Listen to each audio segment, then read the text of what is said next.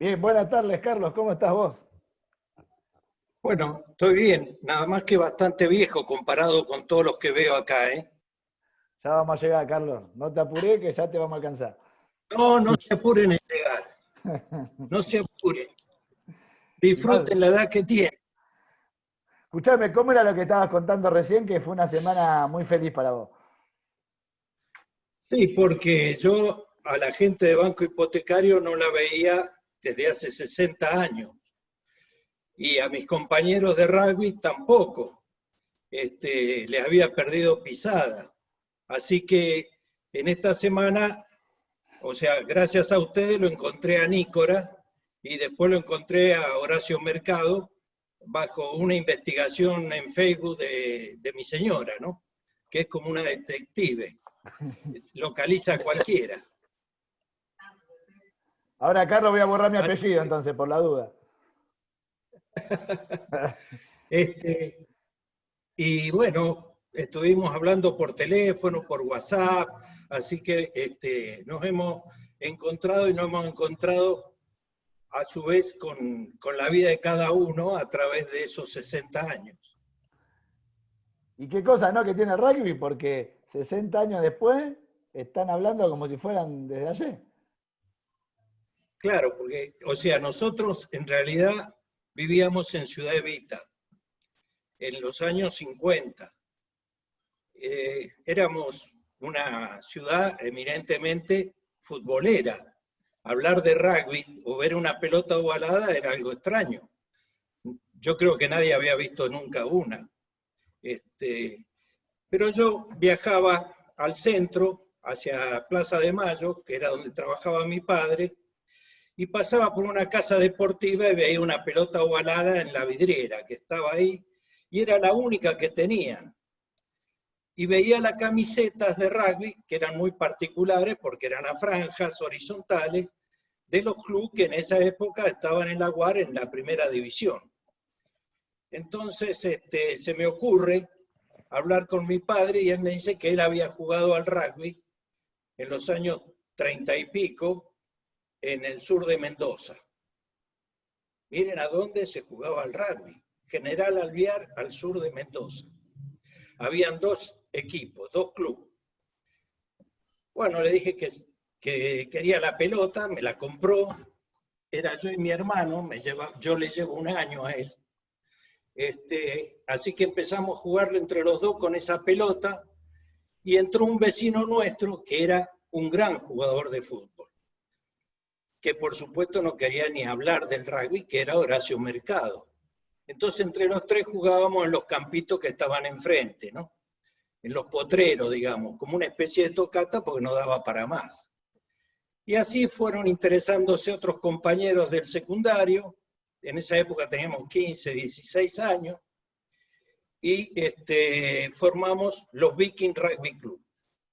O sea, un club al cual le pusimos los Vikings porque en esa época se había estrenado una película que ahora se da bastante frecuente que se llamaban Los Vikingos, que era con Kirk Douglas y Tony Curtis, en color, una de las primeras películas en color que se daba en los cines.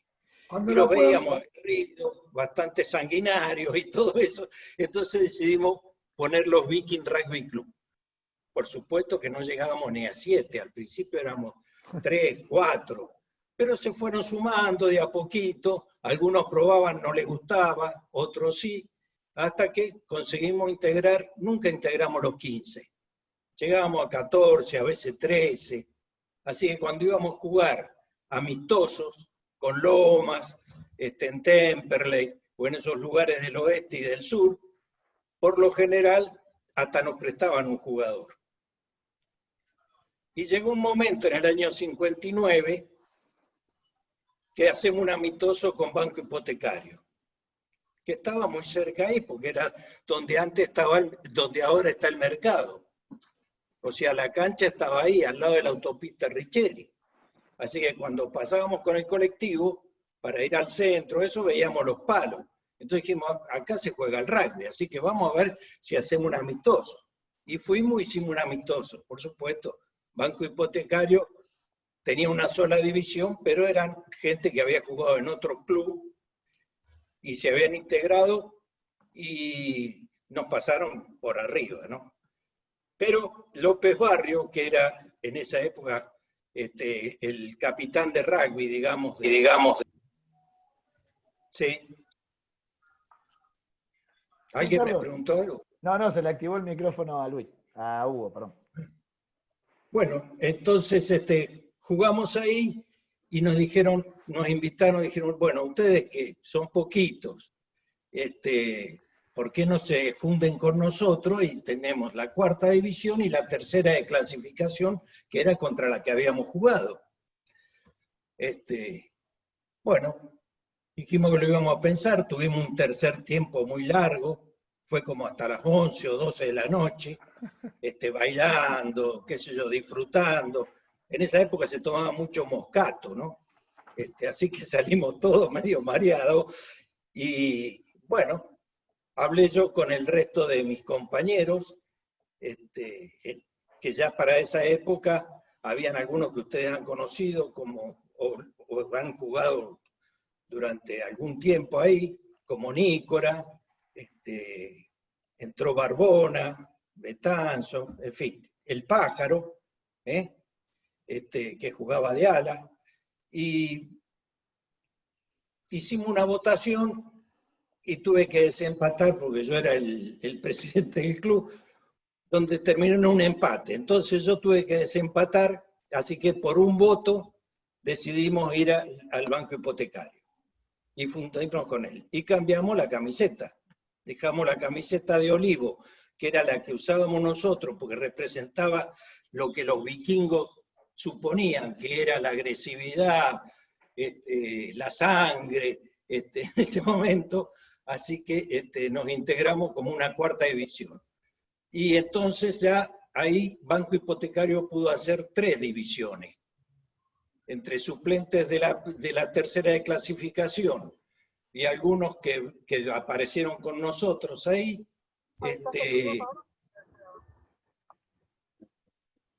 Entonces hicimos 3 divisiones y con eso se podían inscribir en la Unión Argentina de Rugby y empezar a hacer campeonato, porque antes no le daba la cantidad de gente.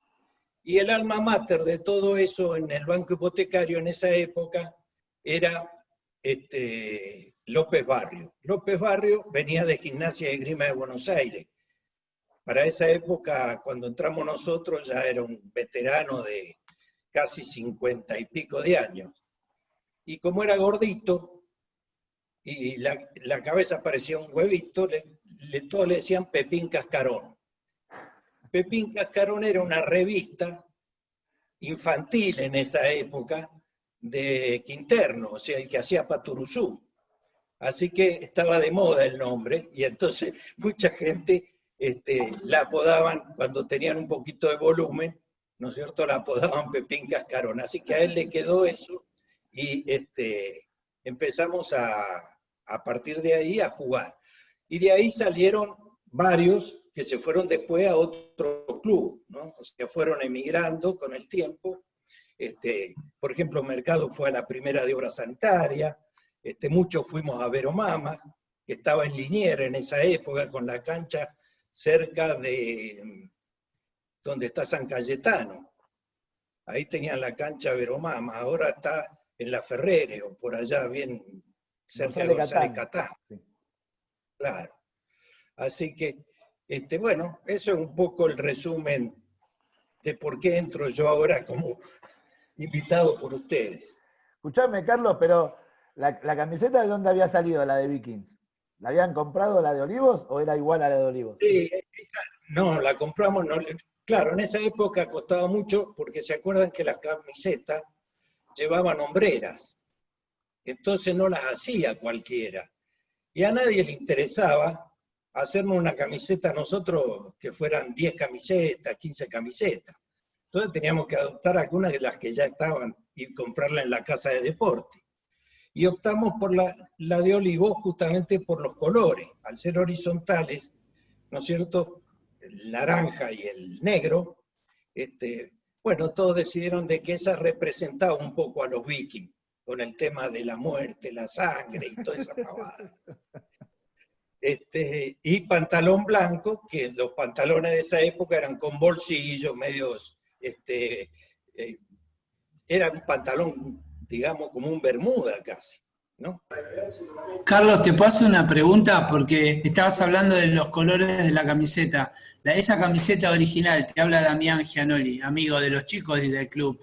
¿De qué color era la camiseta la que adoptaron por primera vez cuando se unieron? No era la que conocemos todos, ¿no? Sí, sí, ya estaba. Porque mirá lo que encontré. Alguien había diagramado los cuadros celeste y amarillo. No era tan fuerte el color, era un celeste, no tan azul, claro, y un oro también mucho más pálido. No, porque en una oportunidad tuve la suerte de cruzarme con una camiseta Uribarri. Esta es una Uribarri de banco, que en su momento la usó un montón, es de chico, es de un nene chico, ¿ves? Y la compré y me la quedé para siempre. Por eso te preguntaba de qué color era, porque tenía entendido que primero era media celeste y blanca, o azul y blanca, una cosa así. No sé si tenía mal entendida la historia. No, siempre fue celeste y amarillo. Lo que pasa es que el amarillo era bastante pálido y el celeste también. O sea, eran bastante claritas los dos colores. Carlos, ¿y te guardaste alguna de esa que usaban ustedes en Viking? ¿Tenés alguna de recuerdo o no? No, mira, yo en esa época se usaba mucho cambiar las camisetas entre los jugadores. Así que yo llegué a tener casi como 40 camisetas, entre las de Pucará, la de Pacífico de esa época, ¿no es cierto? El Casi, el SIG, el Dahón, porque iba Deportiva Francesa, el Buenos Aires Rugby Club. O sea, uno iba a jugar con ellos y generalmente uno cambiaba las camisetas, así que uno se iba quedando y a su vez uno entregaba la camiseta, no sé si sería barato para el club, porque no nos decían, oh, ¿por qué entregaste la camiseta? Nos estamos quedando sin camiseta. No, todos entregaban camiseta. Y del banco hipotecario llegué a tener 10, más o menos. Porque se iban destiñendo a veces. Bueno, el asunto, y a veces por los números que al principio estaban muy bien cosidos, entonces no, las cambiábamos entre nosotros por los números, depende del puesto en que jugabas. Entonces, por lo general, la fui dejando con mis hijos, mis sobrinos, mis hermanos, a todos les fui dejando alguna, y hoy tengo solamente las de mis hijos, que son del Centro Naval y del Liceo Naval. Porque ellos juegan ahí. Yo colecciono, ¿eh? Cuando quieras. Bueno. Cambiamos alguna de Ferro, de Boca. Tito te lo puede contar. La primera camiseta que quiso hacer César López Barrio era celeste y blanca, como la que no el azul fuerte que tiene Centro Naval, que es blanca y un celeste muy fuerte. López Barrio quiso hacer la celeste y blanca, pero no se pudo, ya lo contó Tito otro día. No se podía, estaba YPF, que era... Sí, YPF la tenía de ese color.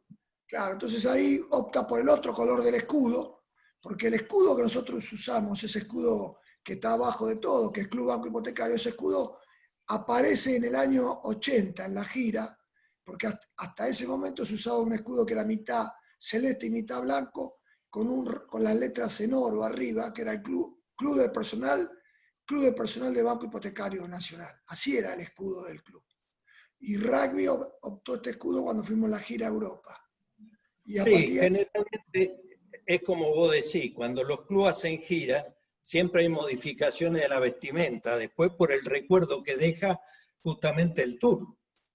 Sí, ahí se usó, lo diseñó César Villasuso, hizo con un tipo que conocía, de amigo, hizo este dibujo, y ahí lo adoptamos. Empezó a adoptarse, porque las camisetas viejas tenían el escudo, como vieron ustedes hoy que hicieron una conferencia con Club del Personal de Banco Central, sí. que es una especie de, como una frutilla, bueno, no sé cómo se dice, como un escudo. Bueno, el escudo era eso, formato de escudo con puntiagudo, mitad blanco del lado derecho y mitad celeste del lado izquierdo, y decía en letras arriba, Club Personal de Banco Hipotecario, ¿no? Club CP, bueno. Y después adoptó este. Sí, acá lo tengo, me lo muestra mi hijo. No lo ve porque refleja. Refleja. No, refleja. Bueno, Sí, Ahí está. ese es el... Claro. les cuento, si quieren, un poco la historia del campo de Banco Hipotecario. Dale. En el año 54, toda la zona que, digamos, los dos laterales de la autopista Ezeiza, en esa época era todo bosque y monte. Y esa había sido, es la chacra de Rosas, que en realidad se llamaba la chacra Tapiales, que en realidad había sido de los Ramos Mejía. Lo que ocurrió fue que en la época de Rosa la expropia y se queda él con eso y vuelve a los Ramos Mejía después de la batalla de Casero. Por eso en el mercado de Abasto hoy está todavía la casa antigua de Rosas y de los Ramos Mejía. Ese campo, en un momento, en el año 54, más o menos 53, mi padre, que era el secretario general de la asociación bancaria, que era el gremio de los bancarios, le interesa y habla con, en esa época, Revestido, que era un economista, el ministro de Economía de Perón, en el segundo gobierno, y consigue que le den ese terreno para crear un club para todos los bancarios. Y se escritura a nombre del Banco Hipotecario. Claro.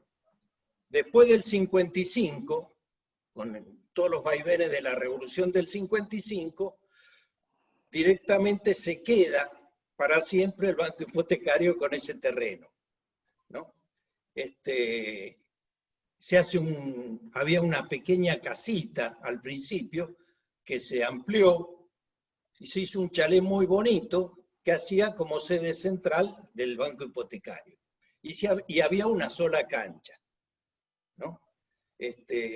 Después, bueno, cuando se expropia, año 57 creo que fue, o no me acuerdo si fue 57 o 59, que se expropia para empezar a pensar en el mercado de abasto, es cuando le quitan la cancha a Banco Hipotecario. 70 y pico es eso. 70 y pico, sí, tenés razón. Casi 80 empieza la construcción del mercado. No, me fue parece en el que 80, más o menos, por ahí. te pido disculpas, pero puede ser que sea después. Pero Tito que no está debe saber, o Hugo Longo, que está ahí también, que son José mismo. La expropiación se hace en el 70 y pico, 70 y... Sí, 72. pero pasó un lapso hasta tanto Sí. empezaron la construcción, porque también hubo un problema en el mercado de abasto, porque el mercado de abasto se peleaban al principio, ¿no es cierto?, si iba a ser de la capital o de la provincia de Buenos Aires, hasta que se armó una asociación mixta para explotar el mercado. Y ahí empezó la construcción recién. Pero llevó un tiempo entre una cosa y otra. Carlos, escúchame, yo me quedé todavía con la pelota que compraste. ¿Te acordás dónde era el local que la compraste? ¿Cómo? ¿Te acordás dónde quedaba el local que siempre la veías? Mira, quedaba entre Libertad y... A ver, casi cerca, yo te diría, sobre la calle Libertad y Lavalle, o Sarmiento, no sé, era por ahí, porque ya no está la casa, ¿no? Ha desaparecido.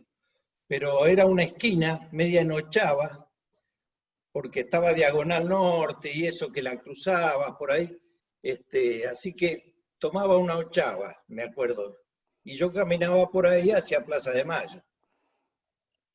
¿No te acordás que se Carlito. llamaba Testay? ¿No se Hola, llamaba Carlos. Testay el lugar? No, Testay no era, no. Testay Carlos. fue muy conocida y eso. Sí. Sí, José. Carlito, quiero decirte que ese local, hasta el año 80, estuvo ahí. ¿Ah, Te sí? digo más, la esposa de Mauro, o Mauro, estuvo trabajando ahí, que no sé si después la agarró Testay, en esa época. Me acuerdo porque Mauro trabajaba en el polideportivo, en ropa deportiva, y estaba trabajando en Testay. Y allá donde conoce a Estela, su mujer. Y uno de los dos, creo que la Estela, fue a trabajar a ese local de Libertad, en una esquina.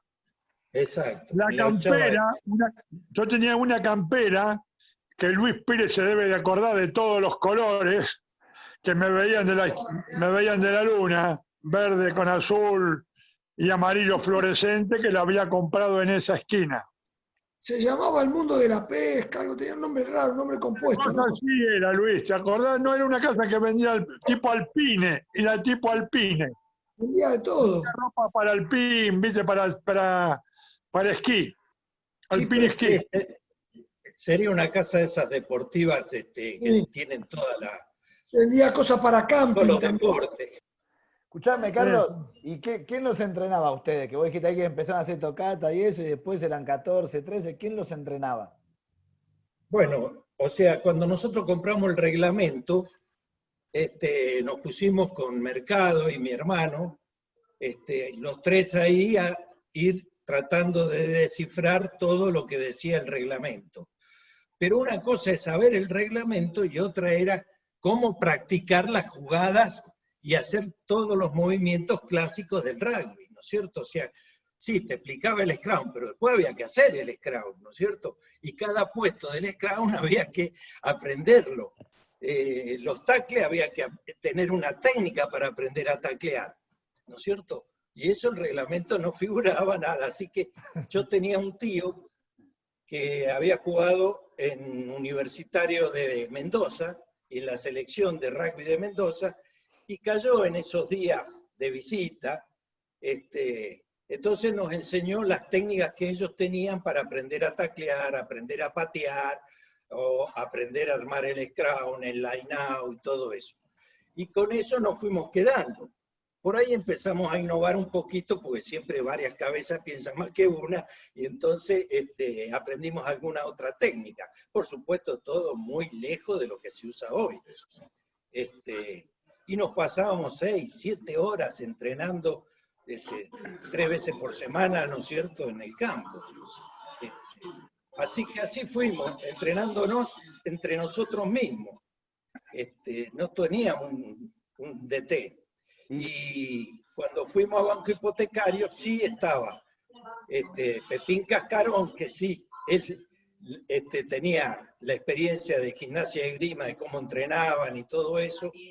Y había un ayudante del que yo ahora no me acuerdo cómo se llama, que era un poquito más bajo que el gordito, creo que había jugado en Pacífico, cuando Pacífico estaba en la primera de la Unión de Rugby. Pacífico era, digamos, ferrocarriles en esa época. Así que con ellos dos empezaron a, digamos, pulir un poco la técnica de aprendizaje, ¿no? Y después, claro, siempre uno quiere jugar y juega de cualquier manera, así que después vinieron las jugadas, aprender, ¿no es cierto?, determinadas jugadas especiales en cada momento.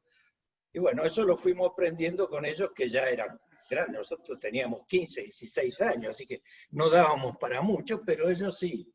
Me acuerdo que había un medio scrum en esa tercera clasificación, que vendría a ser la primera que tenía Banco Hipotecario, que se llamaba Piñero. No sé si alguno de ustedes lo... Que ya era grande. Debía ser un hombre, un muchacho de 28, 27 años, muy buen jugador, excelente jugador como medio scrum. Era la época en que los medio scrum habían tomado una moda, que era la palomita, porque habían venido los franceses a jugar contra los Pumas, no eran los Pumas en esa época, sino la selección, y habían jugado en gimnasia de esgrima, habían ganado 90-3 o cosas así, ¿no? Y el medio scrum que me acuerdo que se llamaba La Croix, que medía 1,59, hacía esas jugadas en palomitas, para la izquierda, para la derecha. Y bueno, en esa época muchos clubes, los medios que adoptaron ese tipo de jugada, que en realidad nadie más lo hace, salvo en situaciones muy especiales, porque en realidad perdés tiempo, te tenés que levantar, no va.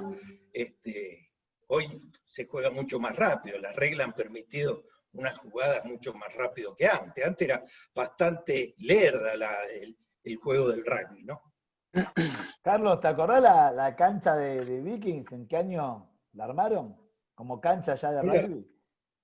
la cancha de rugby de los Vikings estaba en lo que se llamaba el barrio Sadó, que era la segunda circunscripción de Ciudad Evita. Y estaba al lado del colegio que hoy se llama Pepe Biondi, número 63. O sea, eso había quedado al lado del colegio y nosotros armamos la cancha en una forma media delincuencial. Porque salíamos del colegio a las 10 de la noche y, o sea, durante la tarde, a eso de las 3, 4 de la tarde, iba a Mercado y yo con una chita chiquita, que no medía más de 25, 30 centímetros, a cortar el mejor eucalipto al lado del río Matanza.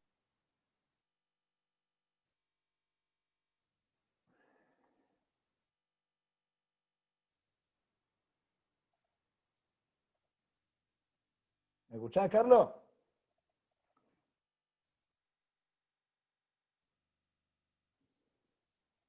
Varios voluntarios, unos 10, 15, después de las 10 de la noche, íbamos y veníamos con el palo al hombro todo. Un rato del hombro derecho, un rato del hombro izquierdo, hasta Sadó, ahí donde estaba el campo, para hacer los pozos y ponerlo. Cuando estuvo la cancha armada, cuando la cancha ya estuvo armada, pintada y todo, que como buenos ambiciosos hicimos la cancha con las medidas máximas, porque el terreno daba, después había que correrla, ¿no es cierto? Aparece un día un carro policial y pregunta esos palos, ¿quién los había traído? Cuando yo le digo, mire, los trajimos nosotros, el río Matanzas, venga con nosotros. Y fuimos, nos metieron presos por haber cortado los árboles. Así que estuvimos 2 días ahí, nos fueron a sacar nuestros padres. Bueno, pero los dejaron a los palos, así que hasta que entramos en banco hipotecario los palos estuvieron. ¿Tenían algún escudo, Vikings? ¿Tenía algún escudo? Mira, tengo uno bastante, no tengo escudo, tengo dibujos de esa época, ¿no?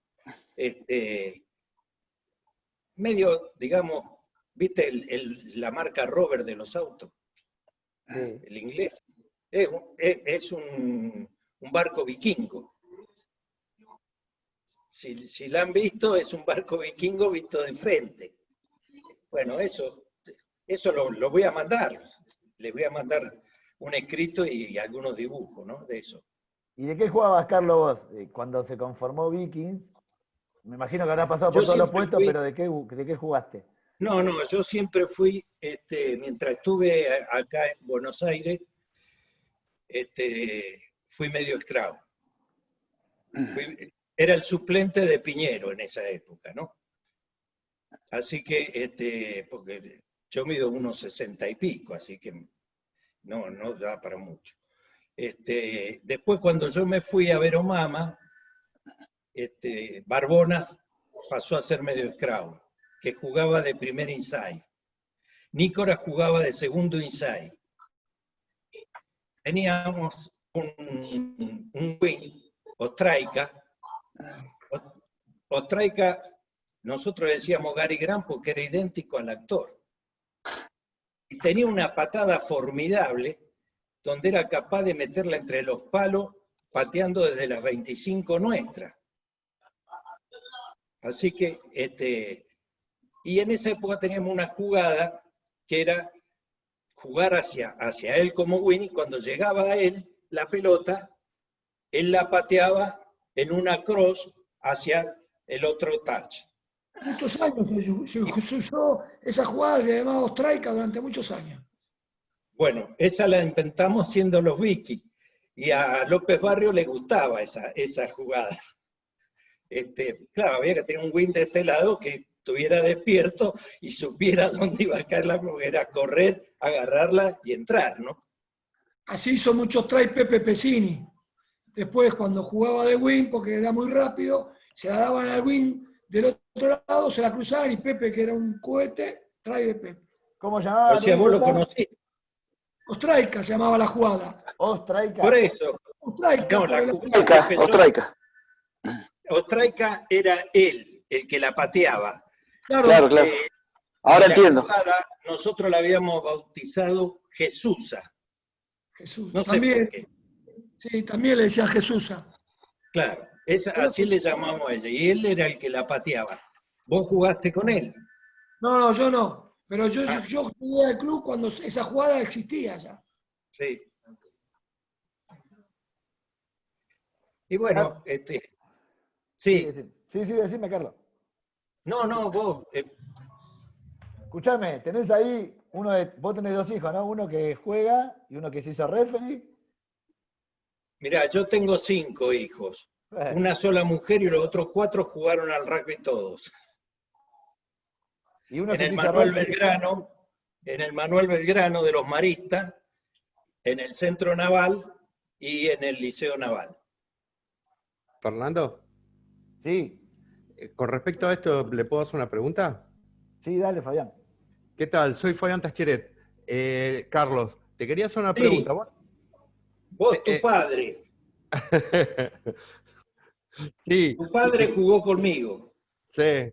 Sí, Empezó jugando de Pilar, el Claro. banco hipotecario. Claro, sí. Sí, Gran después- tipo, ¿eh? Gracias. Te quería hacer una pregunta. ¿Vos tenés un sobrino que está en San Carlos, puede ser? No, coincidencia de apellido.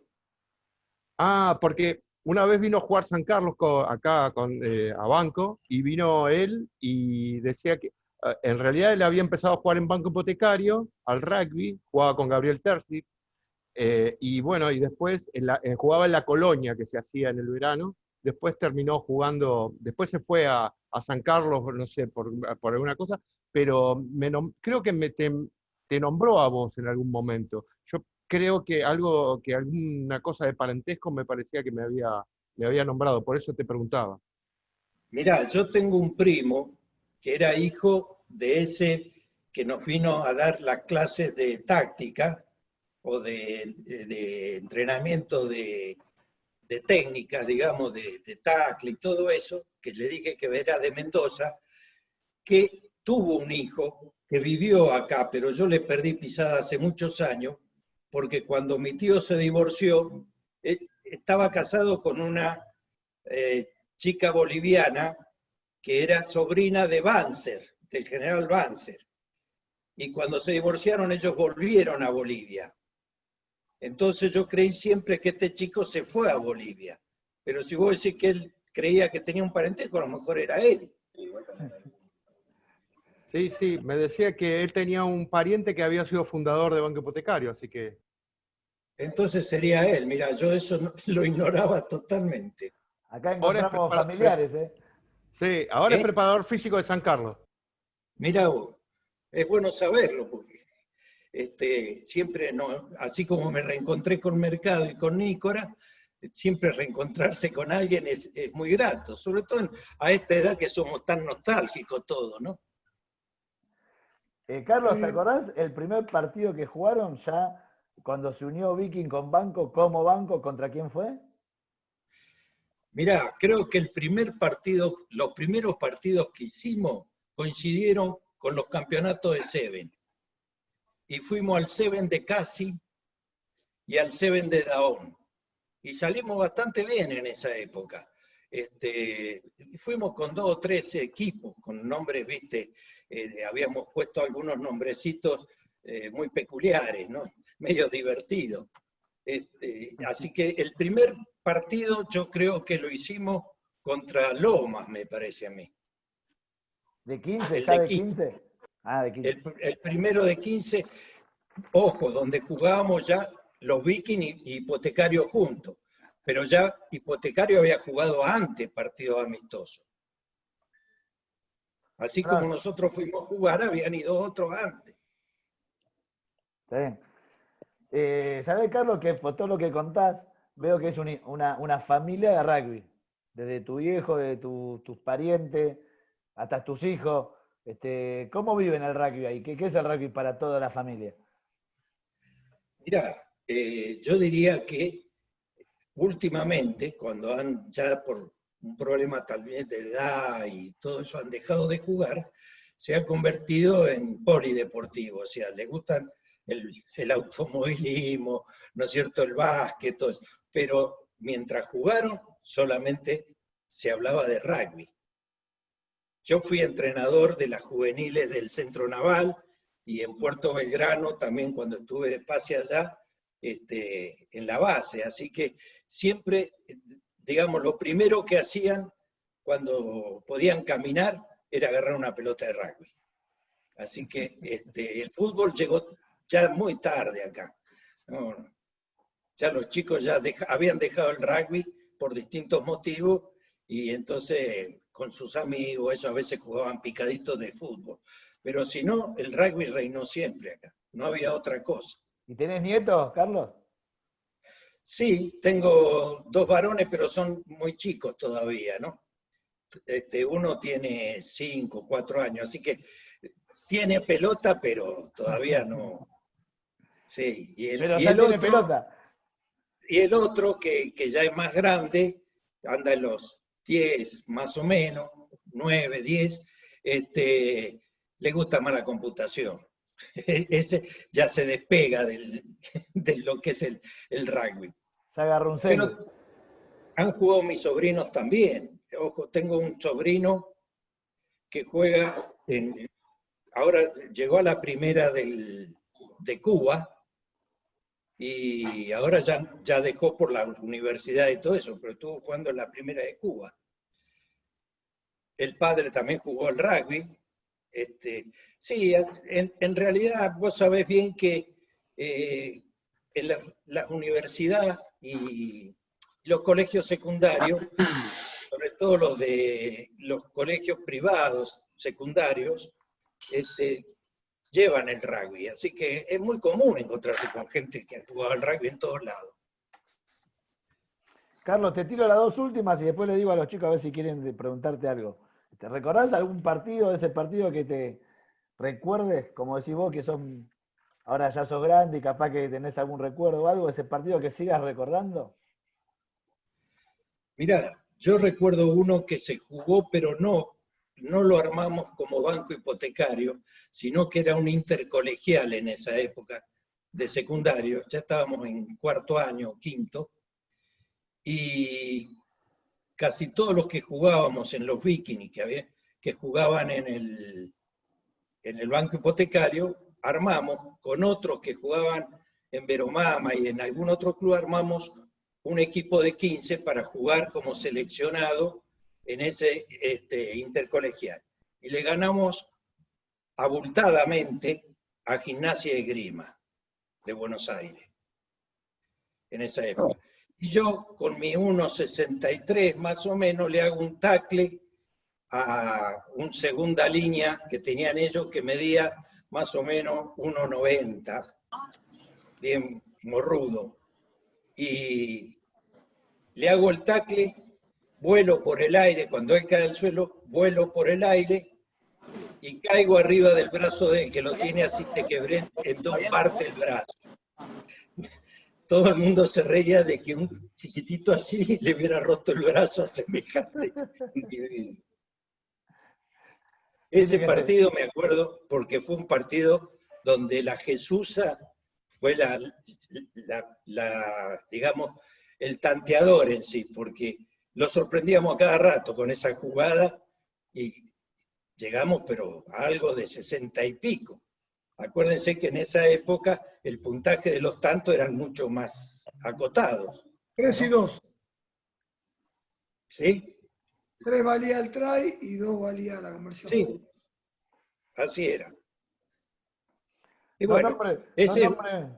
fue un gran recuerdo de ese. Y el otro recuerdo duro fue cuando yo pasé a Veromama. Yo jugué en Veromama de Win y fuimos a jugar con Banco Hipotecario. O sea, contra los que 15 días antes habían sido mis compañeros.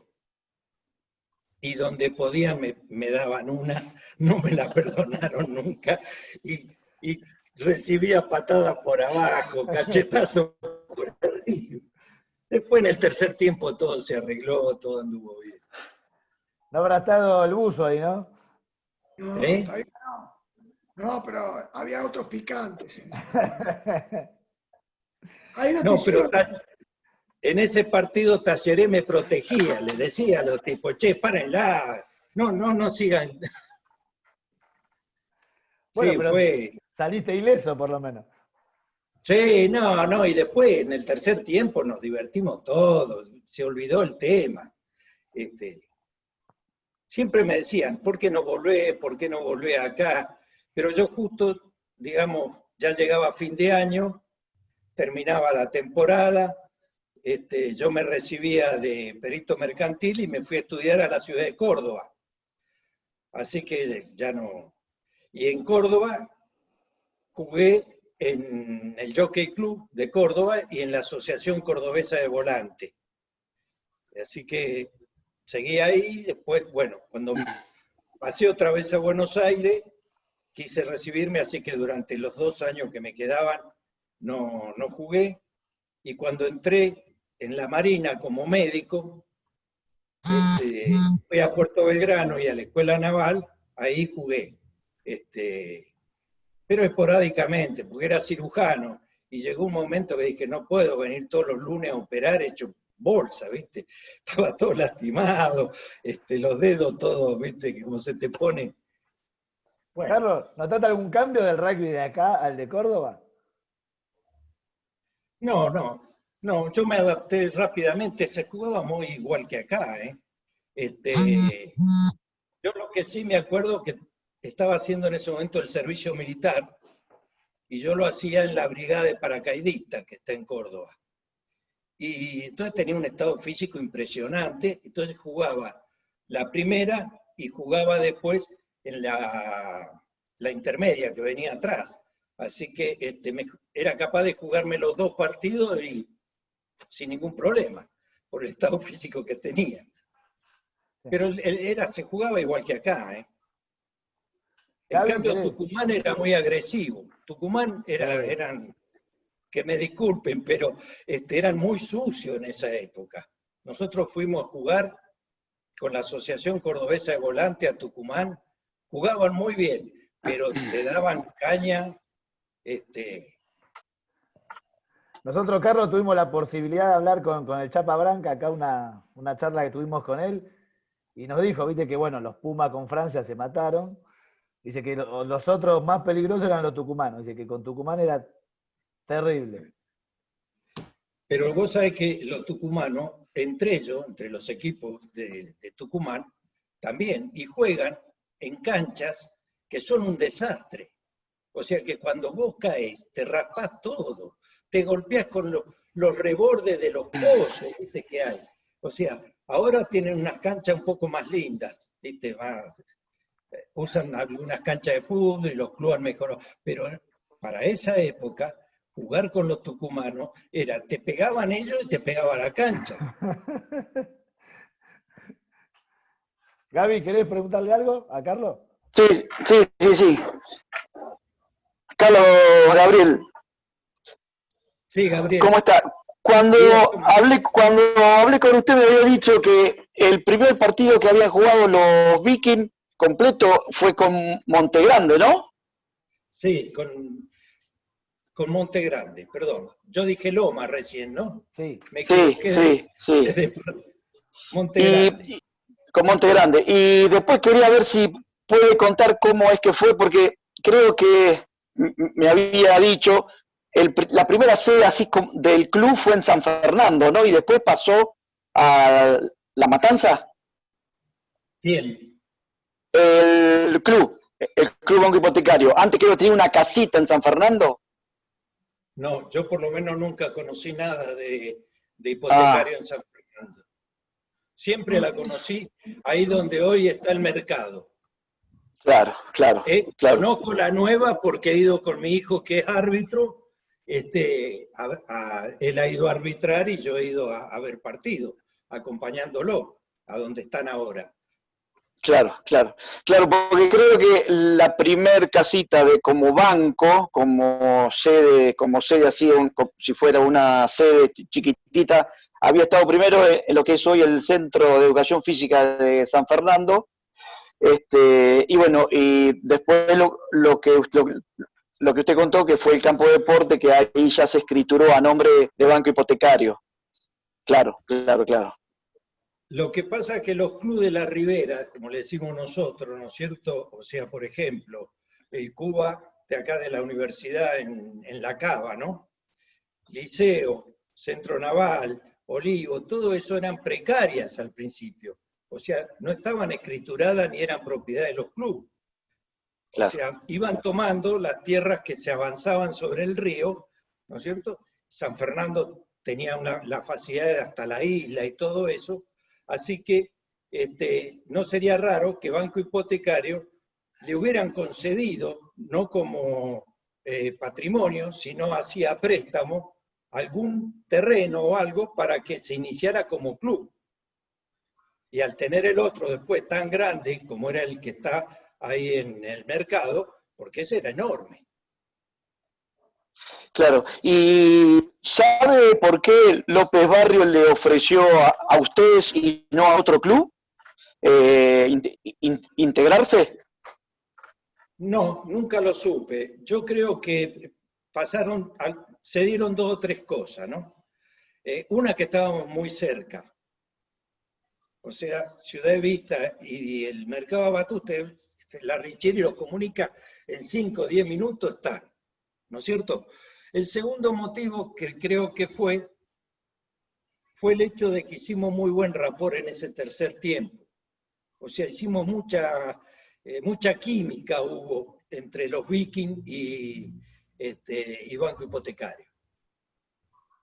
A lo mejor ellos de entrada no tenían la idea de que nos fundiéramos, pero después, no sé, les nació eso y bueno. Y por otro lado, un poco la necesidad de llevar jugadores para hacer varias divisiones, porque la Unión Argentina de Rugby en esa época le exigía tener más divisiones, no podía ir con una sola.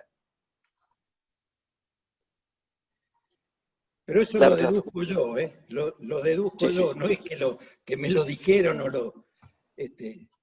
ya te digo, fue un tercer tiempo que estuvo, no sé, pero era ya las 12, la 1, más o menos, y seguíamos todos hablando de rugby, y bailando y divirtiéndonos. Así que creo que le caemos en gracia a alguien. Carlos, hay que dijiste que viniste a ver a tu pibe referiar. ¿Cómo nos referió ese día? ¿Cómo? ¿Cómo nos referió tu pibe que nos viniste a ver y él referió? No, yo considero que mi hijo, no es solo porque sea mi hijo, pero que sabe mucho de rugby, muchísimo, y que es un gran referee, porque deja jugar, los maneja, sobre todo a los juveniles también, que es lo más difícil a veces, les enseña durante el partido, y con los adultos, o sea, con los grandes, ya en las primeras y eso, que algunos se pasan de rosca y todo eso, él siempre tiene una bonomía y a nadie lo trata mal, lo lleva bien, así que refería mucho, anda porque también anda en la Liga del Sur y todo eso como árbitro, y en todos lados lo reciben muy bien, así que yo calculo que al margen de mi subjetividad que puedo tener como padre, a los demás les cae bien. Yo me lo crucé 500 veces, en el rugby empresarial, en banco, en Daom, en juvenil, en todos lados me lo crucé. Bueno, ¿y vos qué opinás? Vos sos más objetivo que yo. No, el referee siempre tiene razón. Sí, pero tampoco hay que darle la razón como a los locos, porque No pasa nada. los locos perjudican el rugby.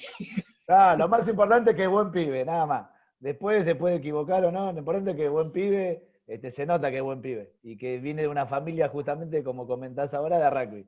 Entonces se puede equivocar, pero no a propósito o no con el mal sentido. Vos sabés que todos los referees se equivocan en algún momento en un partido. Y a veces adré y a veces no adré. ¿Por qué?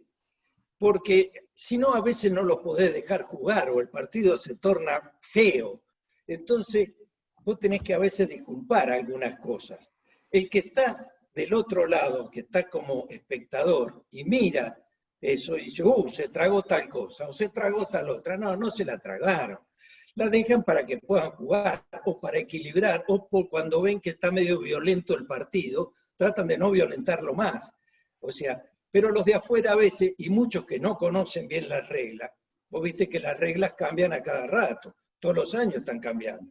Y hay algunos que no se ayornan y siguen diciendo, se equivocó ahí o se equivocó allá. A mí me ha tocado escucharlo, tanto como espectador, y mi hijo arbitrando y el de al lado puteándolo, ¿viste? Pasa, yo refereo también y pasa. Claro, y hay una tendencia también a que el hincha, sobre todo el hincha fanático, no ve las jugadas que para, digamos, emparejar le da al otro o las cosas cómo van mitad y mitad. Solamente ve las que le perjudican a él. Sí, es difícil ser árbitro. Felizmente, la sociedad del rugby hace que la autoridad del árbitro todavía sigue siendo mágica, digamos, porque yo no entiendo cómo, siendo todo futbolero y en los deportes como se manejan en la Argentina, alguien todavía esté respetando a los árbitros, como se respeta en el rugby. No como antes, pero sí, es verdad.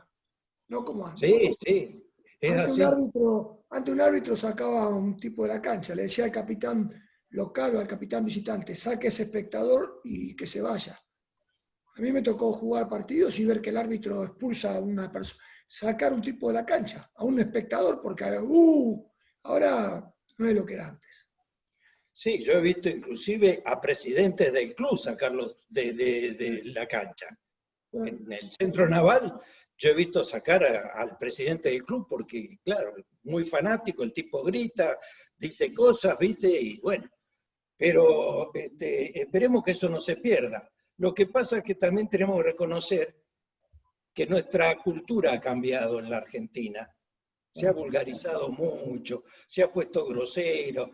Y por el otro lado, tenemos que reconocer también de que los profesionales del rugby, los que juegan en los Jaguares, los que juegan en la selección, los que son las primeras figuras en los grandes equipos, no todos manejan con ecuanimidad su prestigio, digamos, su figura. Y entonces se envalentonan, ¿no es cierto? Se permiten cosas que otro no se la permitiría, ¿no es cierto? Porque ellos creen que son los dioses. Es difícil manejar, a veces, por ejemplo, Casi, Hindú, Primera, con los tipos que tienen, alumni, y ellos se creen las grandes estrellas. Y pasa.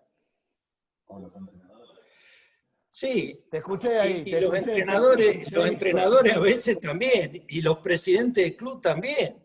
Y después vienen los informes o las quejas que dan los presidentes del club.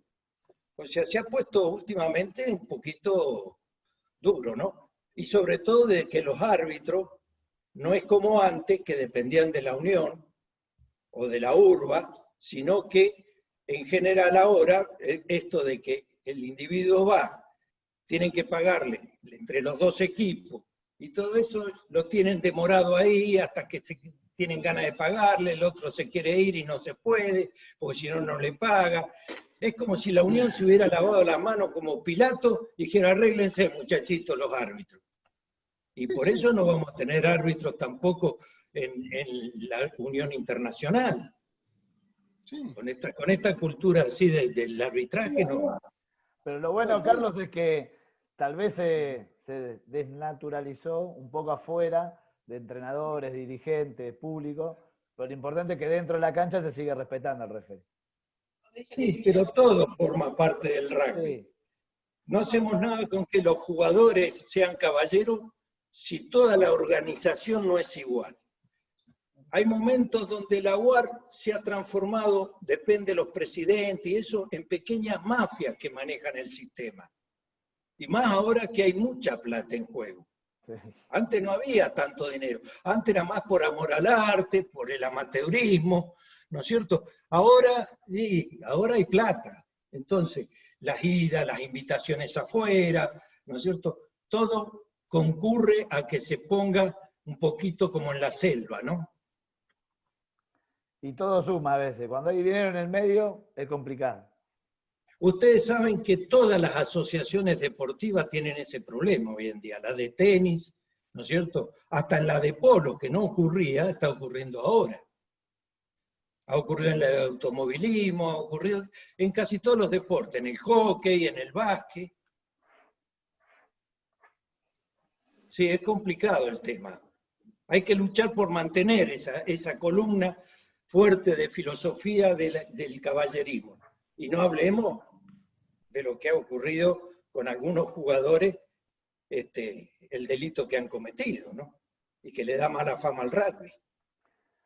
Sin duda. Bueno, por eso creo que la Urba este año y la UAR bajó línea y se está trabajando en los clubes. Creo que se venía retrasando y se venía metiendo el quilombo abajo de la alfombra, pero creo que, bueno, por lo menos este año me toca a mí participar. Se está tocando de fondo ese tema entre todos los clubes. Lo importante, ¿sabes qué? Es como todo en la Argentina, como la justicia. A vos te dicen, los delincuentes andan por la calle como si nada. Y todo el mundo le echa la culpa a la policía. Y resulta que la policía los atrapa y los jueces no hacen nada. Bueno, acá es más o menos igual. Todos describimos la situación, todos la conocemos, todos tenemos idea. Ahora, ¿quién le pone el cascabel al gato? Hay que verlo. Alguien se tiene que poner firme, no solamente pensar, decir, sino ponerse firme, sancionar. ¿Viste? Y acá no se sanciona. Se habla, pero no se sanciona. Bien, Carlos, te fue una tarde impecable, la verdad, una historia bárbara. Le paso la palabra al Messi. Pero no los aburridos. No, para nada, fue totalmente nutritiva con todo lo que contaste.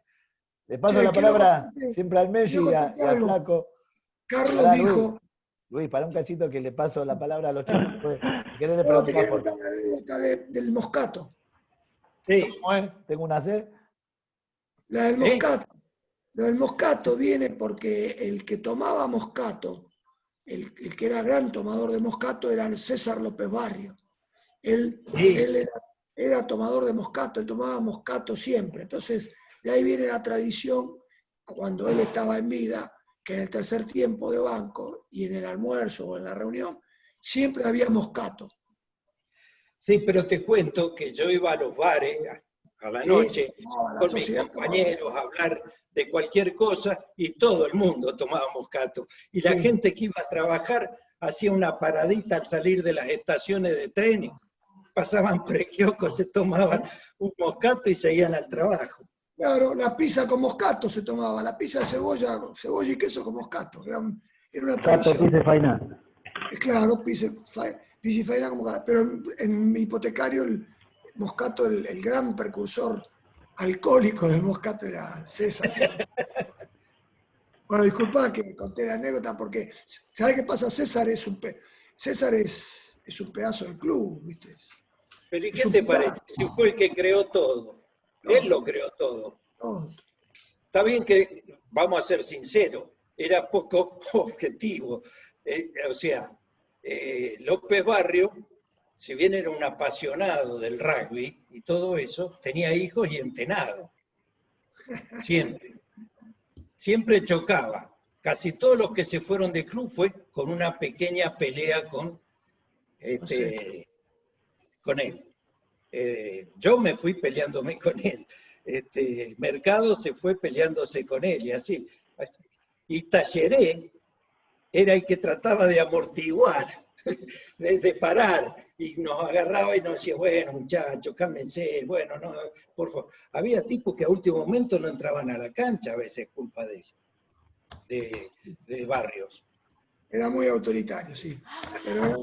Pero era un buen tipo. No, sí, en el fondo uno reconocía que él tenía él veía el rugby a su manera y era fanático de eso, ¿no es cierto? Lo que pasa es que no era elástico, porque otros que venían, que decían, claro, el que está jugando adentro, yo siempre digo que hay que escucharlo. No solamente yo estoy afuera como director técnico y le digo, hace esto, esto, esto y esto, y el otro por ahí dice, no me siento bien en el puesto, o no quiero hacer eso, o viene en el medio tiempo y dice, pero cada vez que hago lo que vos me decís, me rompe la cabeza. Entonces, hay que escuchar a los jugadores mucho cuando juegan, que se sientan cómodos, que puedan jugar y a veces hacer lo que ellos quieren hacer. Tienen sus habilidades, en eso es como el fútbol. Sin duda. Bien, le paso la palabra al Flaco y al Messi. ¿Al Messi bueno o al Messi malo? Vamos a ver. Bueno, Carlos, el flaco soy yo.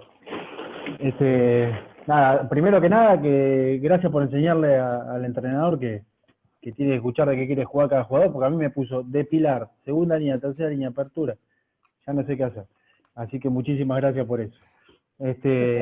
Nada, es un placer seguir conociendo nuestra historia.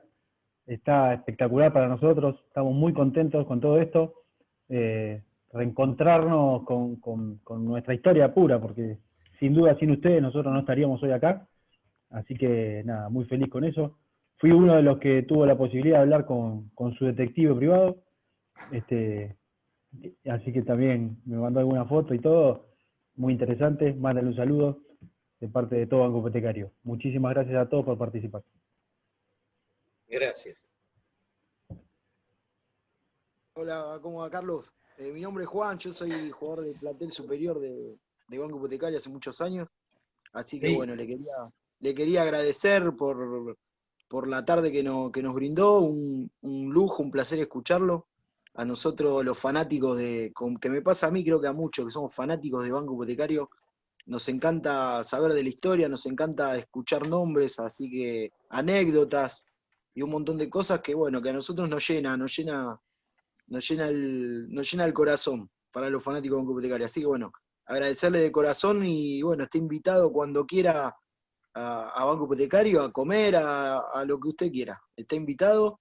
Así que bueno, agradecerle, bueno, saludo a Alan, a su hijo, que nos refería también, muchas veces nos ha referiado, así que bueno, Alan, un abrazo, soy el Messi de Banco. Acá está. Está por ahí, que aparezca. Por eso vi que me había dicho que estaba. Saca una Abrazo, amarilla, Alan. guarda que saca Nos una vemos. amarilla, le quedó una pendiente del último partido. Quiero darle un recuerdo al pájaro Rearte. El pájaro Rearte era el mayor de los vikingos, el que tenía más edad. Y estaba, yo no me acuerdo bien si era en gendarmería o en alguna institución militar. Entonces no jugaba con botines, sino que jugaba con los bolseguí que usaba reglamentarios en la institución de él, ¿no? Un gran tipo, ha sido árbitro también, ¿no es cierto? Ha sido el fundador, en cierta forma, del Club Almafuerte. Así que era una gran persona.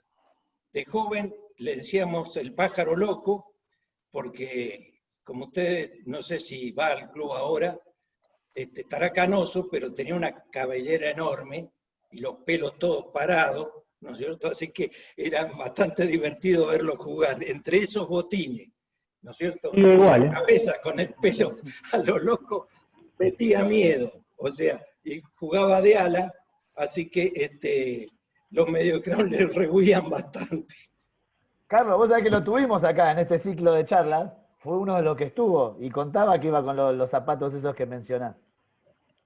Sí, era divertidísimo el pájaro. Estaba acá recién, no sé por qué se fue ahora, se habrá desconectado porque estaba acá recién. Sí, yo vi al principio el nombre por ahí, pero después se fue, parece. El tema es que tiene problemas a veces de internet y no pone la cámara o no se escucha bien. Fer, ¿puedo hacer un agradecimiento? Sí, claro. Bueno, chicos, yo ya que están acá, habla Damián Gianoli, yo quiero hacer un agradecimiento muy, muy especial a Gaby Pitalúa, que la verdad que nosotros tenemos una radio en donde los días lunes entrevistamos, tenemos un programa de rugby que se llama Free Kick, y en el cual Gaby Pitalúa realmente nos da una mano terrible. El otro día nos facilitó que pudiéramos entrevistar nada más y nada menos que al presidente de la URBA, a Santiago Marota. Y bueno, este lunes, nosotros como yo siempre tengo mi corazoncito en banco, vamos a entrevistar en el programa de rugby que escuchan alrededor de 400 a 500 chicos todos los lunes de la URBA. Vamos a tener una entrevista con 2 jugadores, un papá y un hijo que jugaron juntos en Banco Hipotecario, que es el caso de la familia Castro, de Thiago Castro y el pelado Castro para nosotros.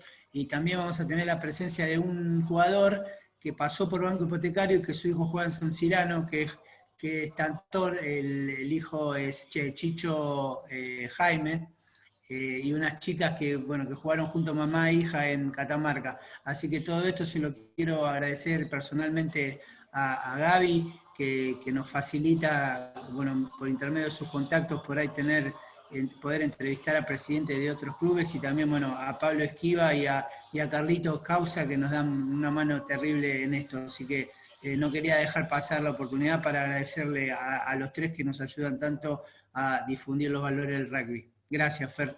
Dale. Gaby, ¿querés cerrar? Así le pasamos la palabra a Carlos y que cierre él. Sí. Quería preguntarle a Carlos a ver qué era lo más importante para él cuando jugaba, qué momento, que vos siempre le haces, Fer, esa pregunta.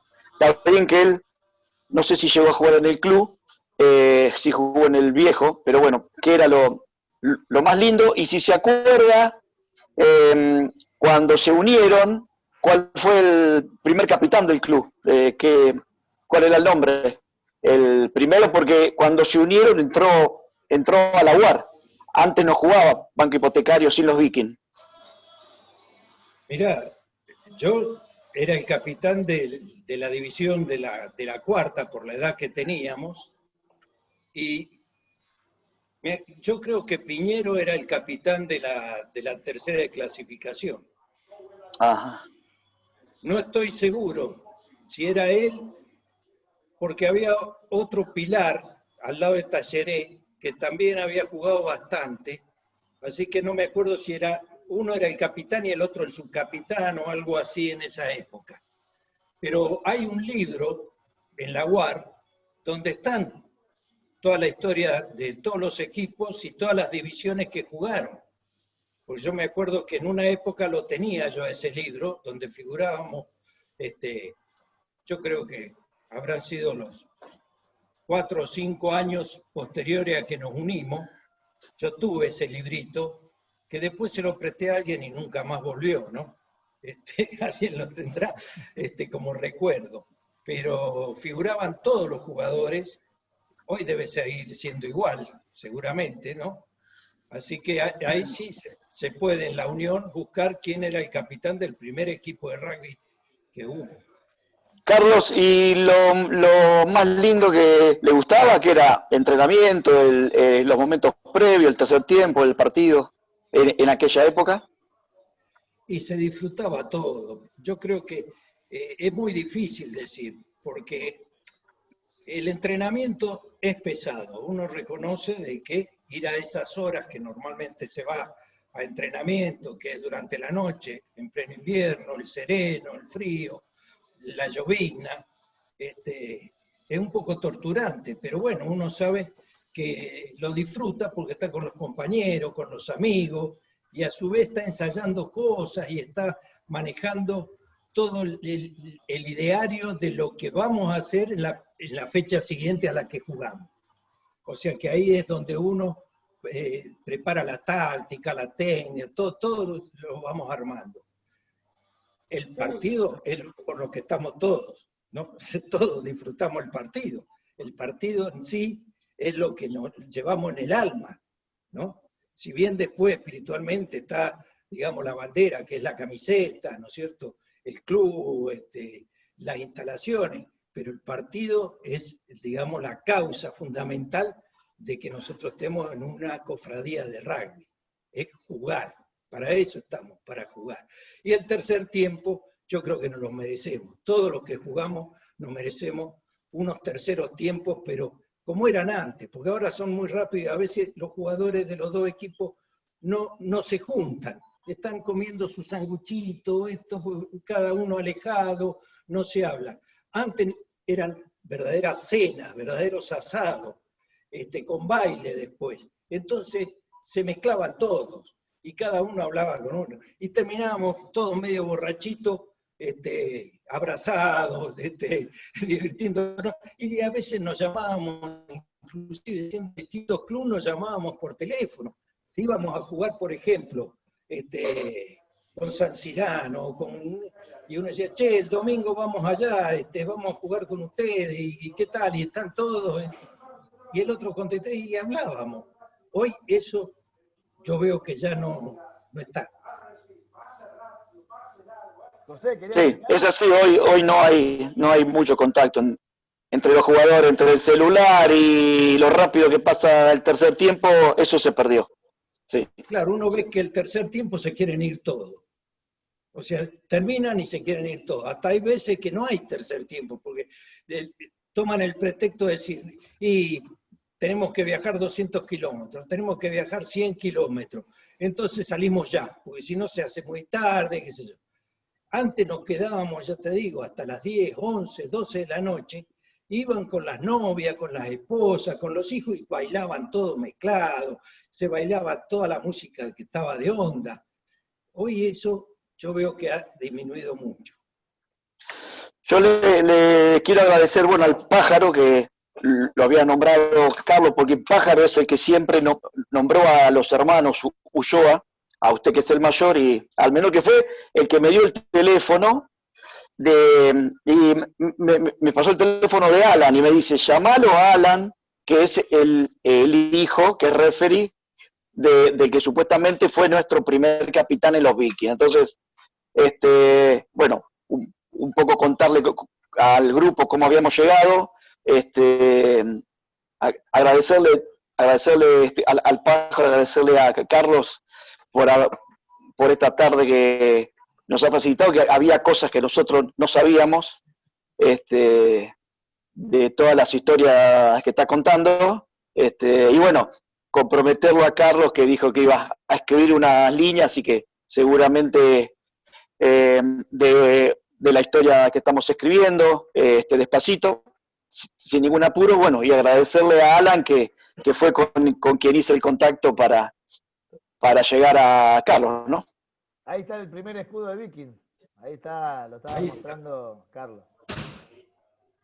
Yo te agradezco mucho esta invitación, haberlos conocido a todos, trae mucha remembranza y bueno, un agradecimiento, sobre todo a Pires. Pires evidentemente es un gran interesado en todo el sistema de la historia, veo que recuerda cosas, que tiene todo bastante en detallado, ¿no? De viejo nomás. El hijo de Tacheré, que me trae el recuerdo del padre, así que te felicito, tu padre fue un gran hombre. José, ¿querés decir algo? Pará que José está llamando, ¿querés ir al baño? José quiere hablar. Te quiero preguntarle, Carlito, ¿hasta qué año jugaste vos? Yo entré al club en el 63. ¿Hasta qué año jugaste vos en el club? Yo jugué hasta el 62. Ah, caray, un año antes. Julio del 62, más o menos. Claro. Vos tendrás en este momento, por ahora llevas de ver 75 años. 76. 76, ahí está. Yo tengo 72. Vos jugaste entonces, llegaste a jugar con Jorge Bullosa. Sí, claro. Porque también era de Ciudad Evita. Sí, jugué también con Lucchesi, no sé si lo ubicás. Sí, sí, yo jugué con Carlito Luchetti, que ya también de Sudevita de Sadó. Eran todos de Sadó. Claro, exacto. Ellos vivían muy cerca, casi a una cuadra o dos de la cancha que teníamos nosotros los Vikings. Claro. La cancha de los vikingos no era lo que vendría a ser ahora el club ese que está de tenis, que está ahí en Sadó, a 2 cuadras, que no me acuerdo, una Juventud. No, ¿Dónde está el colegio? el Juventud ya existía antes, que era un club de fútbol, que estaba en la primera sección de la segunda circunscripción. Ah, está. Te pregunto esto porque Julio Nosotros estábamos en el colegio después de la S, viste que viene una curvita viniendo Sí. Lo hacía todo en bicicleta en la época que hacíamos las carreras de bicicleta alrededor de Ciudad Evita. Claro, exacto. Claro, otra pregunta más. Te quería hacer esta pregunta porque el asunto era que Tácheret arma Almafuerte, pero junta a la gente en Juventud. Ajá. Que también después se hizo de tenis Juventud más que de fútbol. Entonces después, bueno, arregló con la gente de Almafuerte y lleva el club, el rugby a Almafuerte, a Sudevita, allá a la estación Querandí. Sí, Almafuerte lo conozco. El hijo Fabián Tácheret, que lo estuviste recién conversando con él, era el profesor de educación física, el padre entrenador. Y después, bueno, el padre me convoca a mí para que lo ayude en Almafuerte y fui a entrenar con él en Almafuerte. ¿Viste? Y ahora es un lindo club. Agradeciendo por lo que vos dijiste recién, del club de Almafuerte. Y el Pájaro de Arte era delegado. Yo iba a Almafuerte en los bailes de carnaval que hacían. Bueno, acordate que para esa época Almafuerte era el que organizaba las carreras ciclísticas, 17 de octubre, 9 de julio, todas esas fiestas patrias. Yo hacía ciclismo antes de jugar al rugby. Y corríamos por todo Ciudad Evita, y lo que organizaban eso era la gente de Almafuerte, que era un club de fútbol. Sí, se veían mucho las carreras de bicicleta en esa época. Había muchas. Claro, corríamos ahí, corríamos en Villa Celino, corríamos en, ¿cómo se llama? En Esteban Echeverría. Y como dijiste vos, por el Pipín Cascarón, después le cambiamos el nombre a Pipín Cascarón. Papeta. Le pusimos papeta por la papada. Lo ayornaste. Yo no, se lo puso Jorge Paso. En uno de los viajes le pusieron papeta y al viejo se ponía muy loco. Con respecto a eso. Y otra cosa que vos dijiste de papel de López Barrios, que se enojaba con la gente, pasó también cuando lo internaron, que después fallece, porque en el policlínico bancario lo habían internado en una sala con una ordenanza. Y vos no sabés el quilombo que hizo la clínica porque lo habían internado con una ordenanza. Era un clasista.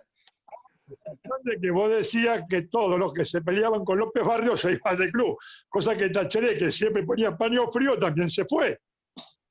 ¿Entendés? ¿Viste? Se cansó de aguantarlo. Claro. Se cansó de aguantarlo. Y a mí el que me recolecta para jugar al rugby es Julio Tácheret, es López Barrios. Como vos dijiste, estaba cerca, yo vivía en Tapiales. Y el asunto era que yo hacía ciclismo. Iba a las populares de Seis hasta el aeropuerto y después venía corriendo por la Richeni y hacía natación en el río Matanza en la Gendarmería.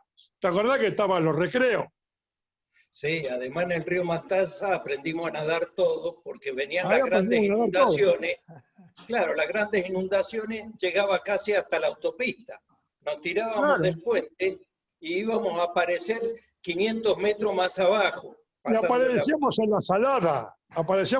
Pasábamos por Ruta 4, que camino de cintura, pasan por lo que es el sur ahora, el club de la gente de Bansur, ¿viste? Y está, bueno, y ahí yo entro al club porque veía un sábado que se entrenaba el sábado y se jugaba los domingos.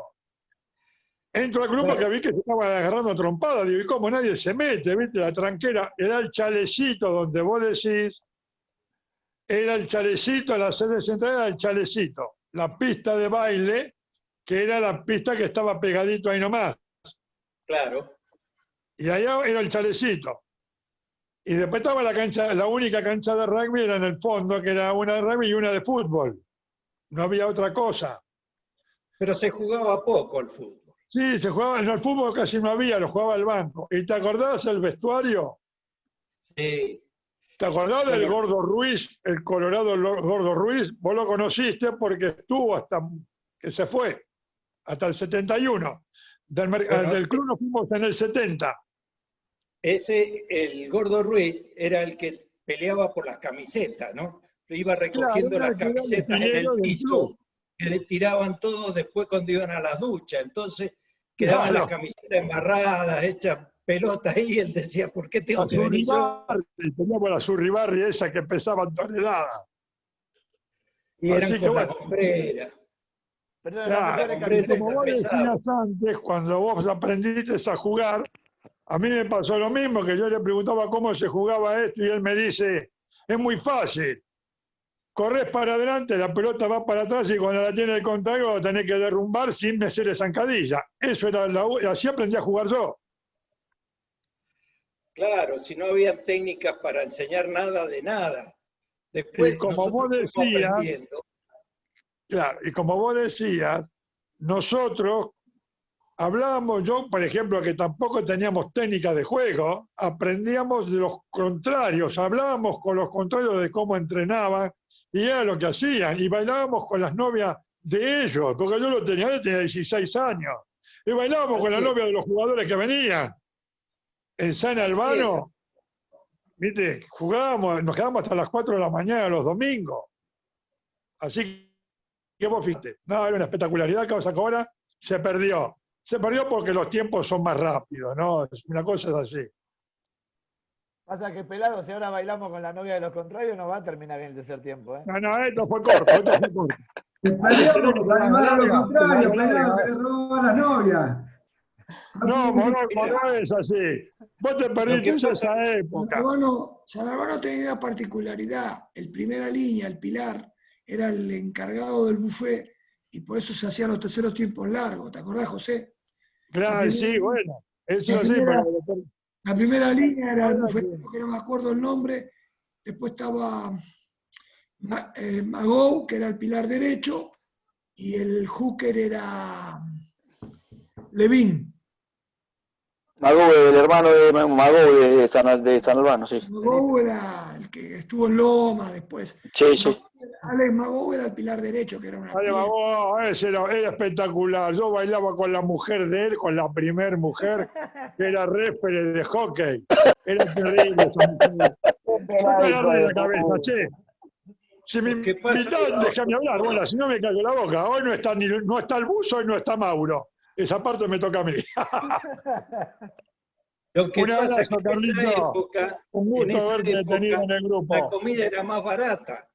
La bebida y la comida era más barata. Así que se podía estar largas horas. Sí, Carlos. Y ahora las novias tienen GPS, por eso no se puede hacer lo del que hace el pelado. Carlos, ¿cómo la pasaste? Bien, muy bien, muy bien, muy bien. Realmente le agradezco a todos. Bien, Carlos, muchísimas gracias. Un placer tenerte y recordá que todos los sábados nos encontramos a las 18 horas acá. Perfecto. Ahí estaremos. El sábado que viene nos volvemos a encontrar. Tengan todos un muy buen fin de semana. Chao, mellizo malo. Chao, Luis, nos vemos. Mirá el mellizo malo, no paró de planchar la ropa. No le decís nada, Luis. Chao, gente.